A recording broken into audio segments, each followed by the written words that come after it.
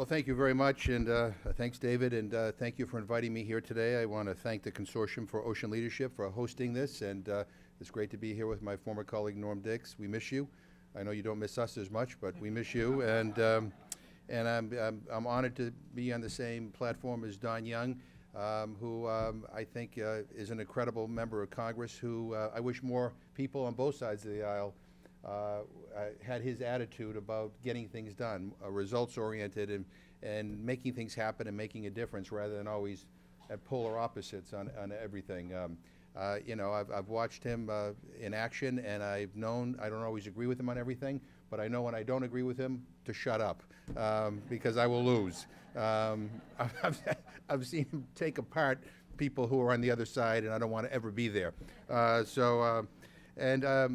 As some of you know, I co-chair the House Hunger Caucus in the House of Representatives. It's a bipartisan group of 82 members of the House.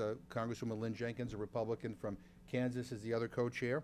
And it's a caucus designed to talk about, to bring awareness about hunger in this country, and to talk about food insecurity and about solutions and about things that we can work on together. I also serve as the ranking member on the Nutrition Subcommittee on the House Agriculture Committee. And this issue of hunger has become a passion of mine. Every day I see people, whether here in Washington, D.C. or in Massachusetts or wherever I travel, who are hungry. Hunger is a problem in the United States, not just around the world, but here in the United States. We're the richest country in the history of the world, and yet there are 42 million Americans who are food insecure or are hungry. And I think that is shameful. And I tell people all the time that hunger is a political condition. I mean, we know what to do, we have the resources. What we don't have is the political will, and that needs to change. And worldwide, about 795 million people are undernourished. And so while we have, you know, programs here in the United States and around the world to try to deal with this problem of hunger, it is not enough.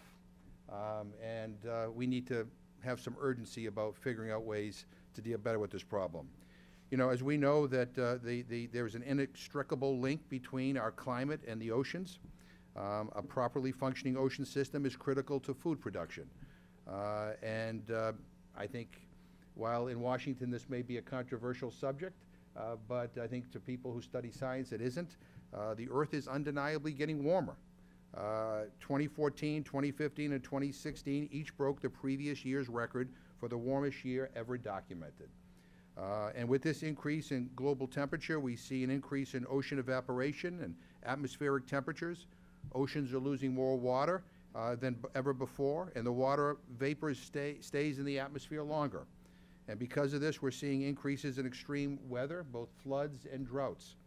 Farmers across the country are facing dramatic changes.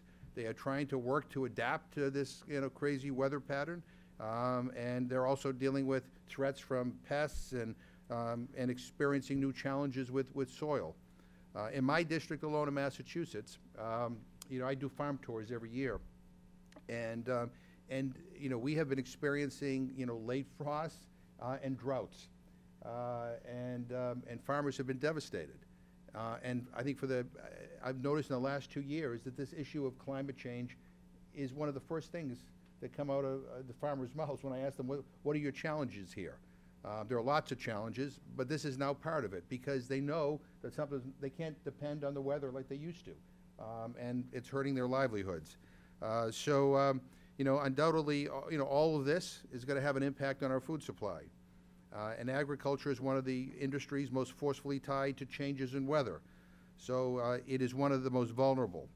So you know, we need to kind of keep that in mind as we talk about this subject. Globally, climate change is the single greatest threat to our coral reef ecosystem. Increased ocean temperatures, ocean acidification, pollution, and illegal fishing are destroying our coral reef ecosystem. And as you all know, without these reefs, coastal communities are far more vulnerable to stronger and more frequent storms that are as a result of climate change.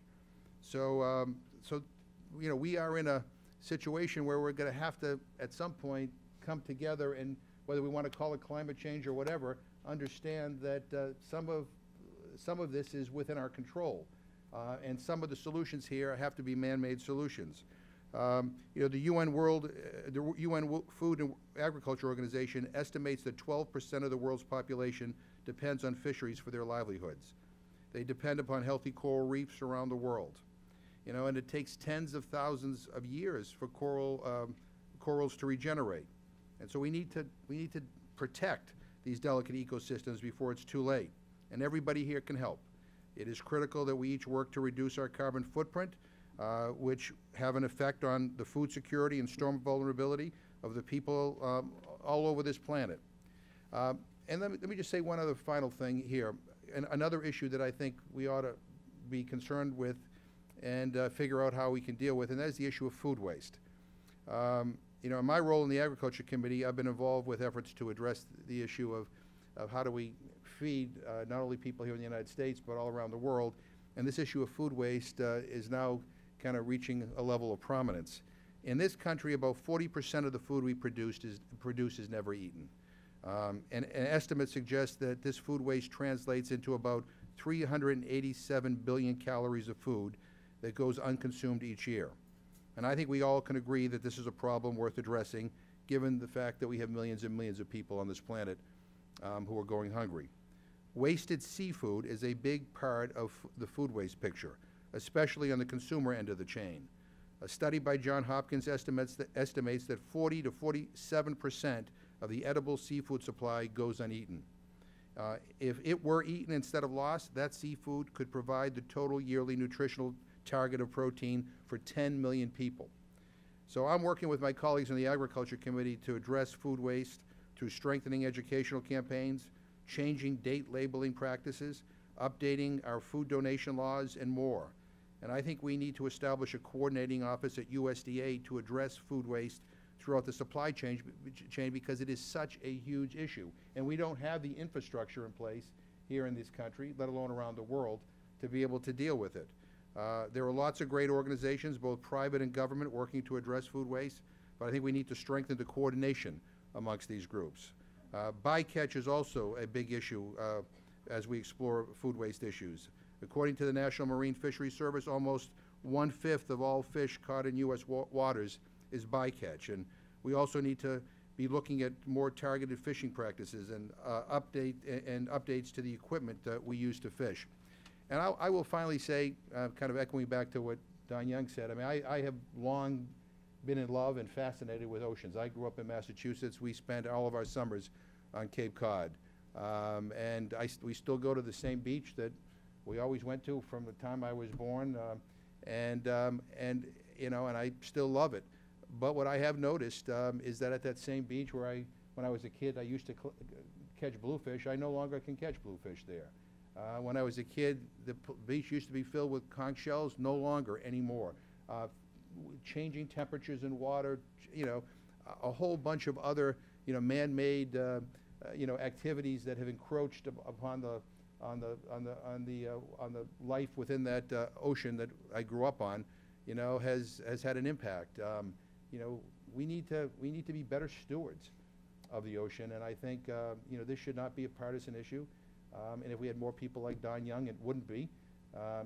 He'd be reaching across the aisle trying to find ways to make things happen, or making sure that we couldn't say no to whatever offer he put on the table. But this is an important gathering here today, and I look forward to working with all of you. Thank you.